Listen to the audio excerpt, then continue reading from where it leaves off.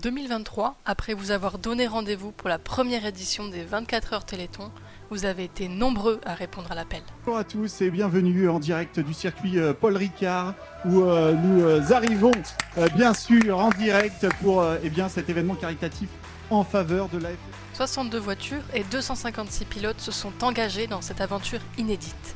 Une première pour le sim racing francophone, où chacun a su donner le meilleur de soi tout au long de ces 28 heures de live. Et grâce aux partenaires, beaucoup de cadeaux ont été offerts pour vous remercier de votre générosité. On va aussi avoir des giveaways un petit peu plus gros, Mika. Je pense notamment à cette base Thrustmaster T818. Vous l'avez vu très certainement depuis le début de l'événement. Pendant le pré-show, nous vous avions proposé de découvrir le matériel partenaire avec Kevin. Les deux volants sont entièrement réglables aussi. On peut les avancer, les reculer, les pencher à loisir pour pouvoir adapter sa position de conduite comme on le veut. Sympa le setup, merci aux partenaires. Nous vous avons emmené à la découverte de la Race Direction au cœur même du circuit.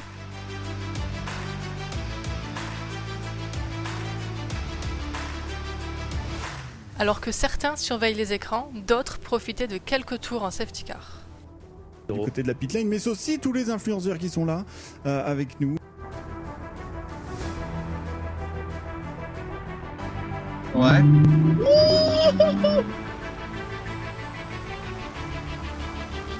Merci aux pilotes qui, visiblement, s'en est donné à cœur joie. À tel point que même notre caméra semble être complètement perdue. Après ça, vous êtes tous prêtés au jeu des interviews, en commençant par notre beau directeur de course, Kevin, suivi d'Hydro. Alors Hydro, compliqué de cadrer ? C'était assez spectaculaire, raconte-nous. Mais c'était dur en fait, il y a un joystick, j'arrivais pas à tenir la caméra, c'était super dur, puis il m'envoyait en travers et tout le pilote, donc c'était compliqué de cadrer, mais c'était trop bien. Et toi Vince, un avis ? Et c'était complètement fou. C'était complètement fou à être en drift sur tous les virages, partout, à te dire mais ouais là tu vois t'es un petit peu en survirage et tout, là tu vois la voiture elle part comme ça. C'était fou, 230 sur le Mistral. Petite balade de santé quoi. S'en est suivi de plusieurs interviews. Ici Cédric, coordinateur de la FM Téléthon, avec Laure et Edgar en duplex depuis Paris. Magali, la directrice de la communication du circuit Paul Ricard. Et César Gazo, pilote GT3. Ce bon vieux Maxime. Arthur, l'organisateur. Ilius. Et enfin, Étienne Moustache.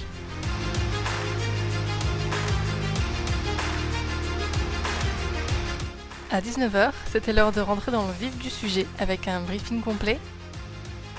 Dans le jeu, mais avec... Après 2 tours sous safety car, le départ des 24 heures est donné. Alors là, ça sent bon. Ça sent le départ quand même. Ça sent bon, il faut être installé avec nous. Pendant que la safety car emmenée par Com de Champ qui aura fait le bon travail de ce début de course déjà. Green flag, donné à l'instant par la Race Direction, c'est parti. Oh, le très bel envol. 24 heures avec le très bon envol de Mathias Kuhn. Un petit peu isolé, on a bien géré le départ. Derrière, c'est un petit peu plus compliqué. Regardez la meute de voitures qui va arriver sur ce premier passage. Il va y avoir des contacts, ça va être serré. La voiture du Satori Racing Team prend un excellent départ emmené par Mathias Kuhn qui creuse de suite l'écart. Le premier tour se passe sans accident, si ce n'est quelques échanges de peinture.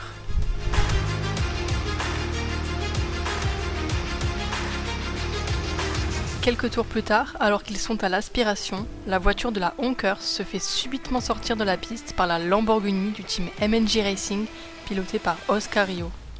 Profitez derrière, Benjamin Mavel, Florian. Oui, Benjamin Mavel qui va essayer de faire une très très belle opération. Alors attention, la touchette et attention aux dégâts, probablement peut-être sur la voiture de la Honkers, voire même peut-être sur cette...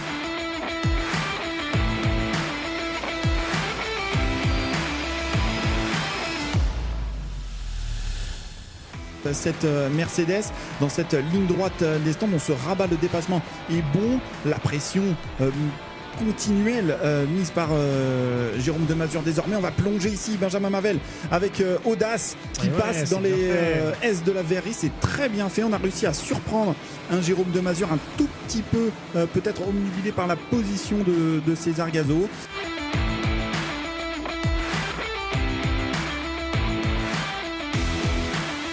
Sur lequel on essaie d'attaquer. Et derrière on attaque avec un pilote de la Noco Racing Team, il me semble, Je crois, selon les couleurs de la voiture. C'était très bien amené, on a plongé et on a été chercher Vroom qui passe à l'attaque sur Jérôme Demazure à nouveau dans le signe. On l'avait dit que ça allait être un endroit stratégique pour les dépassements. C'est fait à nouveau, un beau dépassement à l'issue de cette ligne droite. Les 30 premières minutes de course sont marquées par de belles batailles et de nombreux dépassements.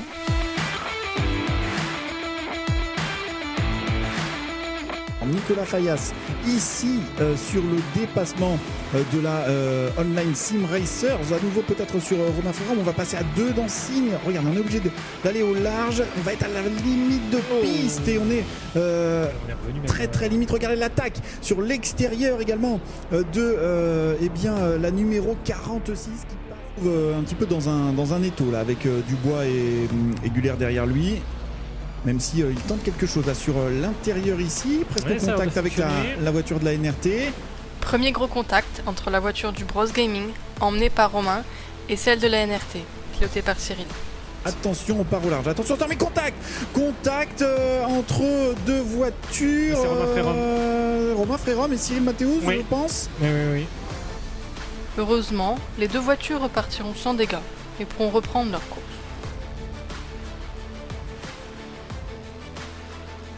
Jérém Racing. Yanis Ducrot. Yanis Ducrot et un pilote Mavel, Bros je Gaming. pense que Non, c'est Romain. Romain Frérom, j'ai vu le logo Bros Gaming Tu as vu le logo sur le capot. Moins bien là pour le pilote belge. Attends, on est encore en contact avec une voiture, celle de Rixos pour le KRT qui est parti à la faute dans cette ligne droite des stands et du grabuge, il me semble, au bruit de... Tandis que Mathias et Lucas se battent pour la première place, la nuit tombe sur le circuit et chacun finit par trouver son rythme.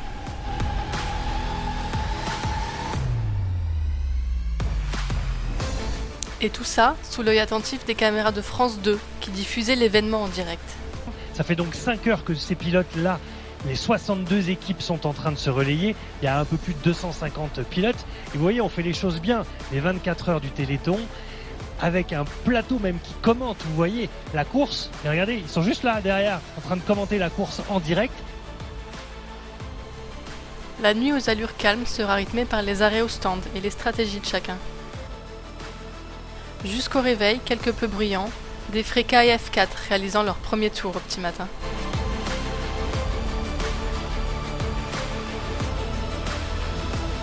Dans la matinée, nous recevons Gauthier, Global Manager pour 505 Games, qui annonçait à notre micro la sortie d'un nouveau DLC GT2.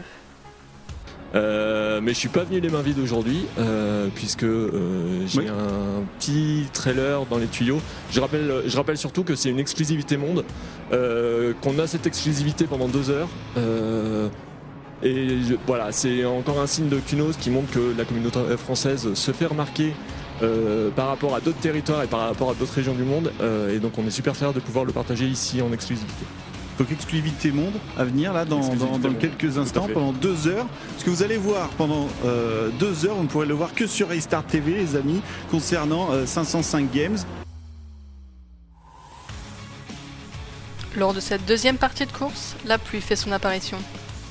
Et qu'on fait des jolies interviews, et bien du côté de la piste d'Assetto Corsa Competition, c'est le déluge, mon cher Florian, et on y va de bon cœur du côté du serveur, c'est pas prêt de s'arrêter, on va relancer complètement la course dans la voiture.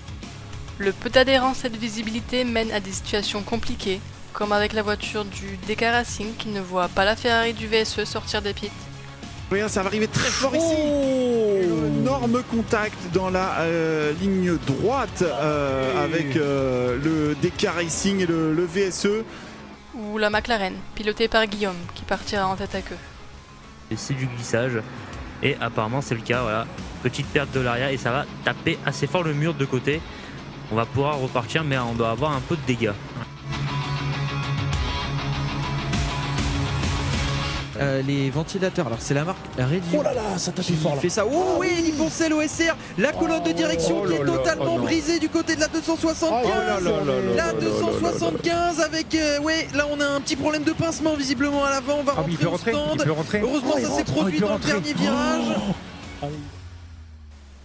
Alors qu'il restait 4h30 de course, la voiture de la NRT, pilotée par Damien, vient toucher la voiture du team OSR, l'envoyant tout droit dans le rail de sécurité.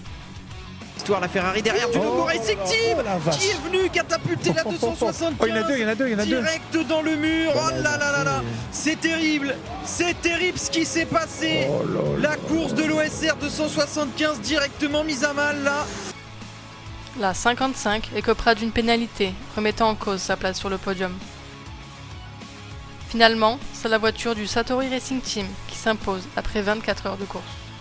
La voici, la voiture qui va aller franchir le drapeau à damier et clôturer ces 24 heures AFM Téléthon avec la victoire. C'est aussi la ligne d'arrivée pour la cagnotte, qui dépassera les 10 000 euros. Un petit peu plus, 10 000 euros.